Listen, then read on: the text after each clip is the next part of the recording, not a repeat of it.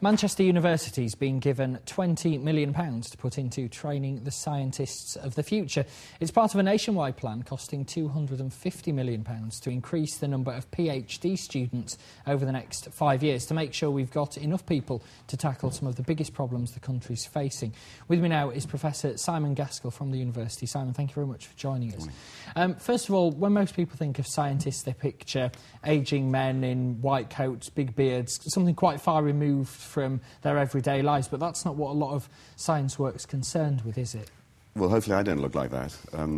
But of course, no, science and engineering, high technology underpins so much of our daily lives, whether that be communications, information systems, or modern medicine, that we need this very clear supply nationally of very highly qualified scientists and engineers to keep that process going. How important is it that we do have an increase in the number of scientists coming through?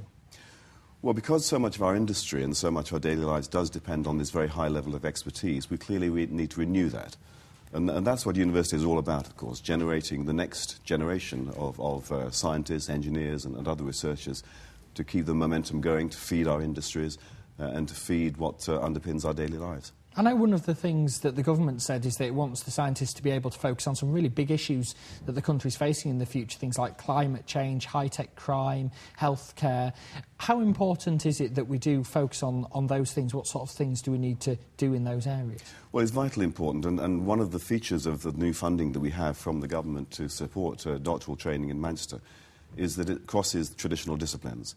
So whereas a traditional PhD student might have studied in physics or chemistry or engineering, now the important point, as you say, is to focus on these clearly important issues of climate change, transport problems and so on, energy generation.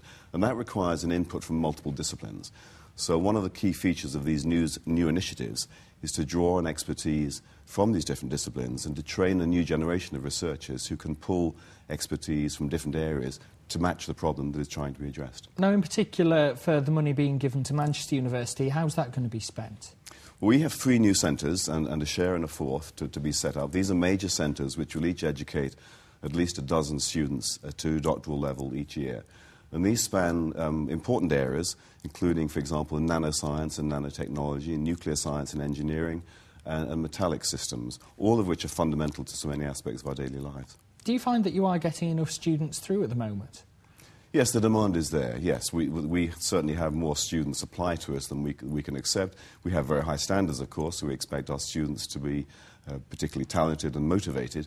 But yes, the problem and the limitation is primarily the funding to support and to educate those students, and that's why this new initiative is so important. OK, well, thank you very much for coming to talk to us about how that money is going to be spent. It certainly sounds like a lot of valuable work will come out of that.